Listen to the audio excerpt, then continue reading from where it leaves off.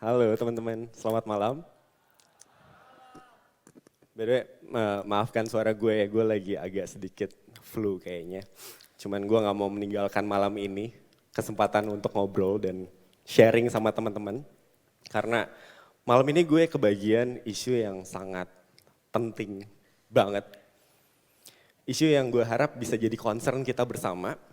Kenapa? Karena menurut gue, isu ini adalah yang kalau kita respon dengan baik, kita respon dengan benar, isu ini akan membawa kita untuk menjadi negara maju. Untuk kita, isu ini juga akan membuat kita menjadi masyarakat berpenghasilan tinggi. Harapan gue selama 10 menit ke depan cuma satu. Dan gue cuma punya waktu 10 menit, jadi I really need your attention. Harapan gue cuma satu, gue pengen teman-teman setelah mendengar ini, teman-teman bisa tumbuh rasa optimismenya. Karena sebenarnya kita masih punya waktu. Masih ada 22 tahun sampai Indonesia Emas 2045. Masih banyak waktu untuk prepare, masih banyak waktu untuk belajar dan mempersiapkan diri to get the pie that we are promised. Gitu. Oke, mungkin tadi udah sedikit dikenalin, nama gue Rizky. Teman-teman mungkin tahu gue sebagai salah satu founder dan CEO dari sebuah brand parfum Humans. By the way kita ada booth-nya di belakang, itu free to use, jadi lo boleh kalau misalnya abis ini masih mau ngedate atau mau ngapain, feel free untuk pakai sampai abis, ada di belakang. Sebelumnya juga gue pernah ada di brand sepatu lokal, namanya Nah Project. Dan selama 8 tahun gue ada di skema industri brand lokal ini, yang membuat gue obses banget terhadap kenapa sih seorang Rizky itu panggilannya ada di brand lokal. Itu ya ini, gue menemukan fakta bahwa kalau kita bisa fokus ke isu ini, nilai ekonomi yang ditambahkan karena hilirisasi itu gila banget besarnya. Itu tinggi banget besarnya. That's why gue pengen kita sama-sama jadikan ini isu bareng-bareng supaya kita bisa siap-siap bareng-bareng.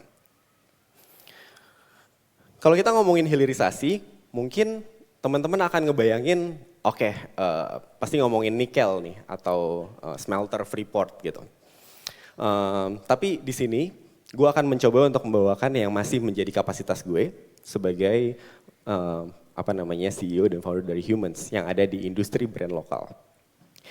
Which is sebenarnya, don't get me wrong, hilirisasi di smelter dan di nikel itu gede banget potensinya. Tapi dari sini gue cuma pengen ngebawain sebuah awareness bahwa even di satu industri aja dan satu produk aja, itu nilai tambahnya udah cukup banget untuk kita semua bisa nikmatin. Apalagi kalau di semuanya ini bisa bertumbuh secara merata. Gitu. Udah jadi rahasia umum, kalau kita ngomongin Indonesia dikenal dengan natural resources-nya. Kita kaya banget dari sisi natural resources-nya. Bahkan itu yang ngebuat kita dijajah ratusan tahun lalu. Karena kita punya natural resources yang kita nggak pakai buat apa-apa. Jadi orang lain yang pakai buat kembangkan gitu. Kenalin ada satu natural resources yang namanya minyak atsiri. 300 jenis minyak atsiri atau kira-kira sekitar 80% dari minyak atsiri dunia itu ada dan tumbuh di Indonesia. Bahkan sebagian dari mereka, dari minyak atsiri ini, eksklusif hanya bisa tumbuh di Indonesia doang. Ini produk yang kalau turunan produknya itu bisa jadi banyak banget hal. Lo bisa dapetin skincare, lo bisa dapetin parfum, lo bisa dapetin apa lagi, obat-obatan, lo bisa dapetin pewarna, bisa dapetin bumbu buat masakan dan banyak banget yang bisa lahir dari minyak atsiri. Dan gue gak mau bahas banyak, lagi-lagi gue buat spesifik ke satu hal, gue pengen ngebahas satu produk yang turunan produknya, end produknya punya nilai tambah yang paling gila. Ada yang bisa tebak apa? Ya jelas dong, parfum. Kita ngomongin parfum dan kita ngomongin minyak atsiri, mungkin teman-teman pernah dengar kontennya Ferry tentang apa? Bau busuk ironi parfum di Indonesia. Yang mana sebenarnya selama ini produk paling besar yang kita hasilkan untuk kita ekspor itu adalah minyak nilam namanya, patchouli oil. Biasanya kita ekspor dalam bentuk mentah, teman-teman. Jadi 1 kilogram minyak patchouli itu dihargai sekitar 40-50 ribu rupiah. Ini yang biasanya kita ekspor keluar.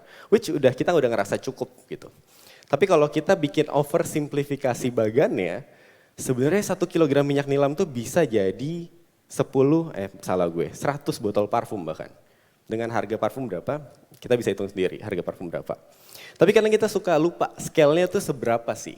That's why gue pengen bikin hitungan kasarnya tentang added value yang sebenarnya terjadi ketika kita mau melakukan proses hilirisasi ini. Kita kehilangan sekitar 100.000% dari nilai tambah. Yang berarti kita yang ada di ekonomi Indonesia itu menikmati hanya 1%-nya aja. 99.000%-nya itu nggak jadi milik kita. Bahkan negatif. Kenapa negatif? Karena untuk setiap 500 rupiah yang kita keluarin, kita harus bayar lagi, kalau itu bukan produk lokal, kita harus bayar lagi 500.000 rupiah. Jadi negatif 499.500 untuk setiap minyak atsiri yang kita ekspor. That's huge, that's very huge, that's very fucked up fact juga tentang minyak atsiri ini. That's why kalau misalnya industri minyak atsiri ini aja punya potensi atau punya komposisi kira-kira 1% aja dari GDP, berarti kalau misalkan kita bisa optimalin, idealnya kita akan dapat kira-kira, gue belum ngitung, gue butuh Jerome kayaknya buat bantu itu. Ya kira-kira 10 kali lipat lah dari GDP, tapi itu ideal banget ya.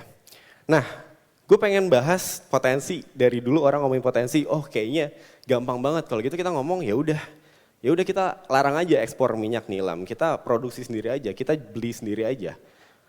Sebenarnya nggak gitu teman-teman. Tadi yang gue bahas tentang bagan yang tadi pertama ada sebagai oversimplifikasi. Sebenarnya bagan yang sebenarnya terjadi adalah yang seperti ini. Ini adalah bagan sebenarnya dari proses pembuatan patchouli menjadi sebuah parfum.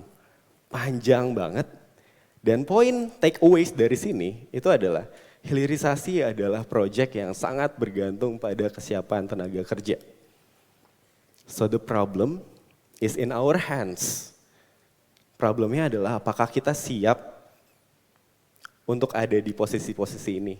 Apakah kita punya agricultural specialist yang kompeten, lalu kemudian didukung dengan harvest workers yang komitmen, drying technician, segala macam, lulusan dari teknik mesin, teknik industri, teknik kimia. Dan bahkan yang terakhir, marketing roles, branding, teman-teman yang jago di sosmed, kreatif, ada semua di sini. Kalau 22 tahun ini kita nggak ngapa-ngapain, jangan harap kita ada di bagian dari hilirisasi ini. That's why gue rasa, gue pengen banget ada di sini ketika Ferry bilang dia mau bagiin beasiswa, gue pengen banget bantu karena gue rasa kita akan butuh a lot of competent workers. Dan saat ini, tepuk tangan buat teman-teman semua. So jangan mencak-mencak di Twitter lagi atau di Instagram lagi berharap this all will happen kalau kita punya government yang baik aja. Because ada di tangan kita juga responsibility-nya. Dan kita harus siap-siap juga, kalau enggak ya sama aja. Karena jangan expect juga kayak investasi dari asing nggak mau masuk ke Indonesia. Karena namanya potensi, kalau tidak dimanfaatkan, akan dimanfaatkan oleh orang lain. That's the nature of resources. Gitu. Tadi Kania udah cerita tentang deglobalisasi. Indonesia juga udah melakukan deglobalisasinya. Kita mempersiapkan infrastruktur untuk bisa hilirisasi dengan baik. Tapi ya, menurut gue, kalau orang-orangnya nggak dari kita, itu bukan hilirisasi yang ideal. Kalau menurut gue investasi datang dari luar, dan kemudian orang-orang yang diundang juga dari luar, ya kita juga tidak akan semaksimal itu menikmatinya.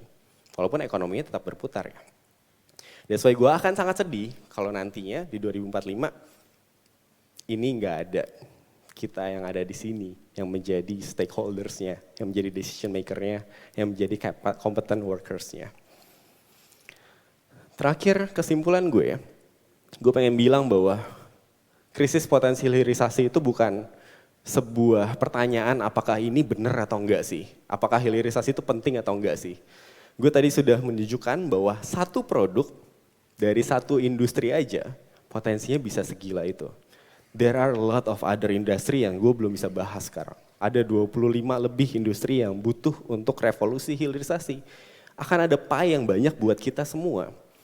That's why we need to get ready. Jadi menurut gue pertanyaan besarnya dari apa yang gue share ke teman-teman pada malam ini adalah, apakah kita sebagai anak muda Indonesia mau untuk mempersiapkan skill yang dibutuhkan, mau untuk berproses, mau untuk mengapresiasi proses, untuk mendapatkan hak kita akan 99.000% dari potensi yang selama ini nggak kita nikmati. Gue Rizky, selamat malam.